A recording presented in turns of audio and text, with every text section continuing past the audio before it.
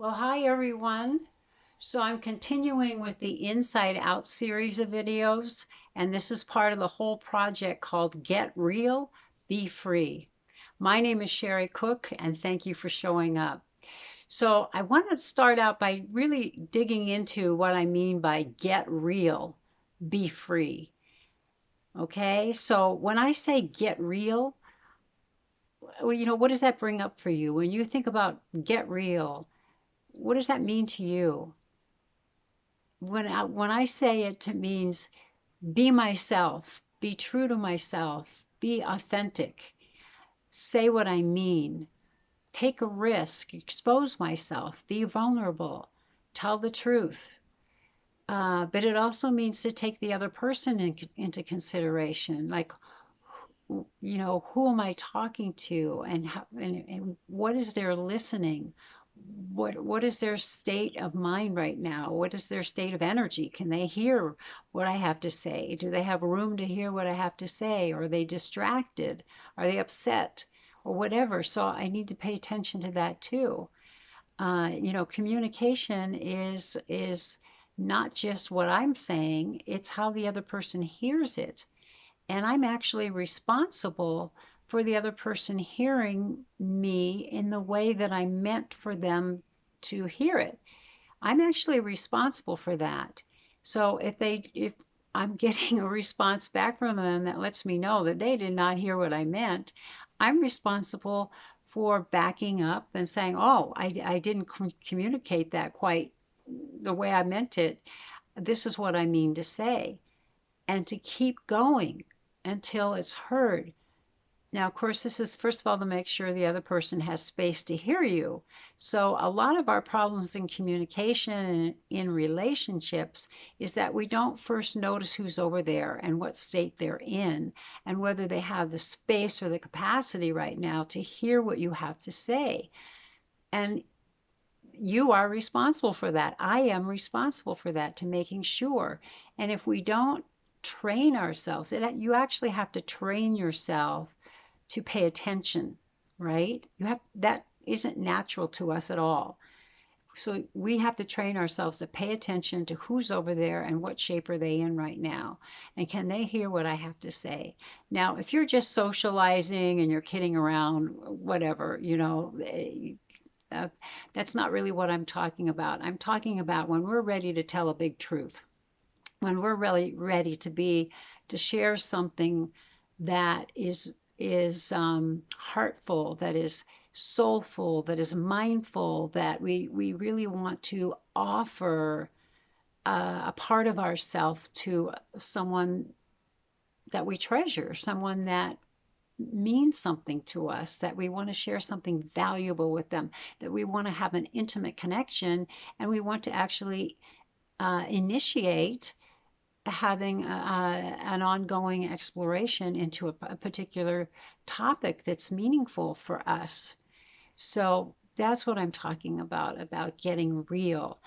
And I find over and over and over again, when I'm willing to take the risk to expose myself, to be vulnerable, and to tell my truth about something that's uncomfortable for me, or that I even haven't worked out yet completely in my mind, it's just a wisp of a desire or a preference, that it's kind of a sounding board for me to hear myself think and to hear how it's actually emerging as I share it, and get the feedback from the person that I'm speaking to, that feedback is invaluable in helping me get clear about and to shape and articulate what it is I'm trying to share, what it is I'm trying to bring up in myself as an insight, or a new idea or possibility, and what it is that I want to offer. So that's critical in our relating. Uh, so, and the more that I risk making a mistake, uh, botching it up, I find that these things too are often messy and uncomfortable and painful, and sometimes they upset the other person. And oftentimes, this is the meat of it, though. This is where I'm hoping that we can go. Can we go into the place where it's uncomfortable? Can we go into the place where it's going to trigger the other person, that it's going to cause them to have a negative reaction? Can we go there? Can we set ourselves free? Can we set them free? Can we handle it? Can we be there in the tension of being attacked, or having our communication be distorted and twisted and used against us, like the other person says, you're attacking me, right? How often does that happen?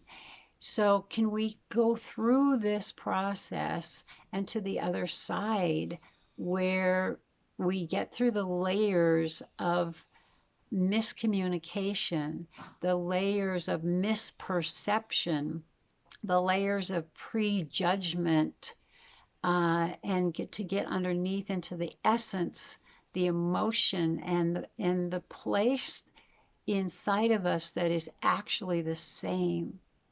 So what I discover for myself over all these years, that when I'm willing to take the risk, when I'm willing to go through the discomfort, when I'm willing to go through having somebody attack me or judge me, make me wrong, and I can just stay there in that tension and feel my anger rise up, in retaliation, and owning my own anger and my own being outraged, being righteous, um, and to hold that and to be that, and still have my intention be that I want to cross the bridge from over here to over there, to make a connection, to make a heartful, mindful connection in terms of what it is I'm wanting to offer.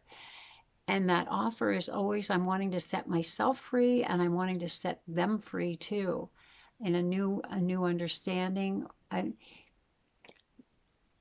So it's difficult that, I'm talking in generalities, and it's much easier if I have someone in front of me that has a specific thing that they want to talk about, then it's specific.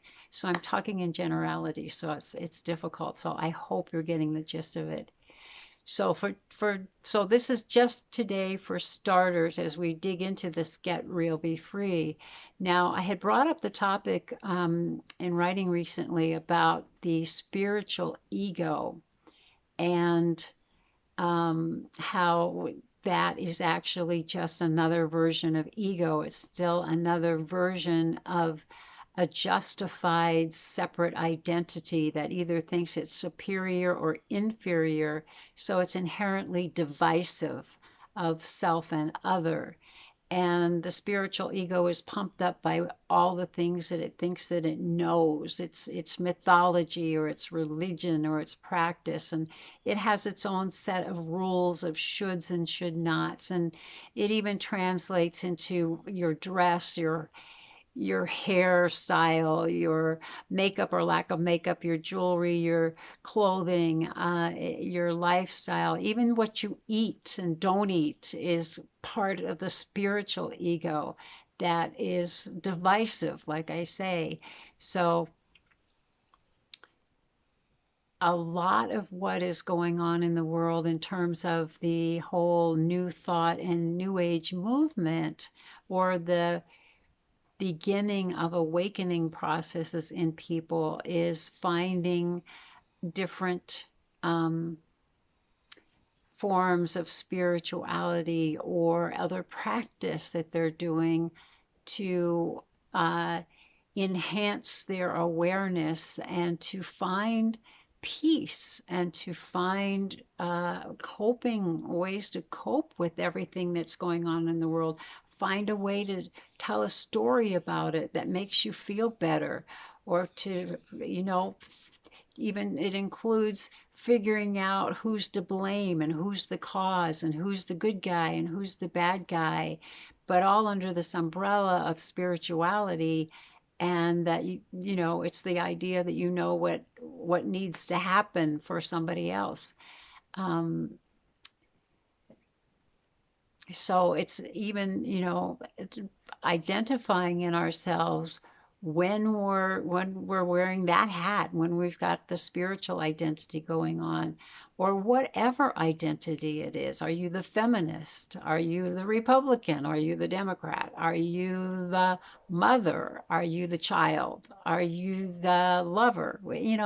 What is the identity that you are embodying at that time that has prejudices? It has positions of right and wrong. And so to notice that, like when you're with another person, what identity are they speaking from right now? What ego is it that they're speaking from?